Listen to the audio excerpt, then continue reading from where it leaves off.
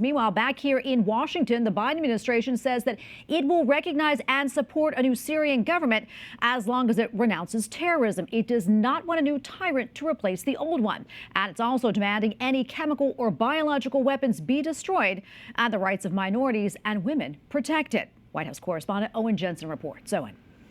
And that's not all, Tracy. In a statement today released by U.S. Secretary of State Antony Blinken, he said the Syrian people will decide the future of Syria, that the rule of law should be respected, and warned that Syria cannot be used as a base for terror. Israeli airstrikes target Syria, leaving heavy damage. Israel acknowledged pushing into a buffer zone inside Syria. And following the ouster of Syrian President Bashar Assad by rebel forces, while the Biden administration prepares to transfer power to President-elect Donald Trump, the administration is also focused on the transition of power in Syria. We are in contact with all the Syrian groups, including intermediaries, as we work to do whatever we can to support the Syrian people through a transition. The Biden administration has not ruled out talks with the main Syrian rebel group, HTS, despite its designation as a terrorist organization.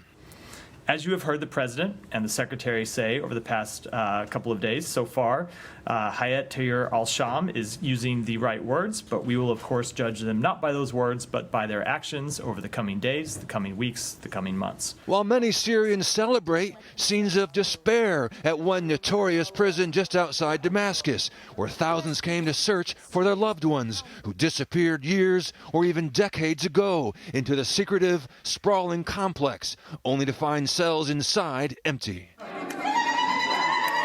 As Syria starts anew, today the U.S. State Department said the transition process should lead to credible, inclusive, and non-sectarian governance. Look, you have seen this group, HTS, take control of some of the levers of power.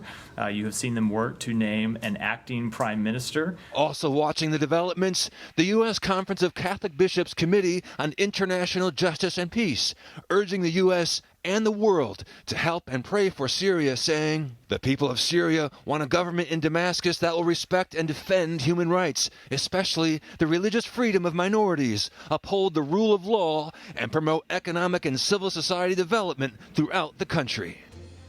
Now, the Pope's ambassador in Syria said he's grateful the transfer of power happened, quote, without the carnage that was feared.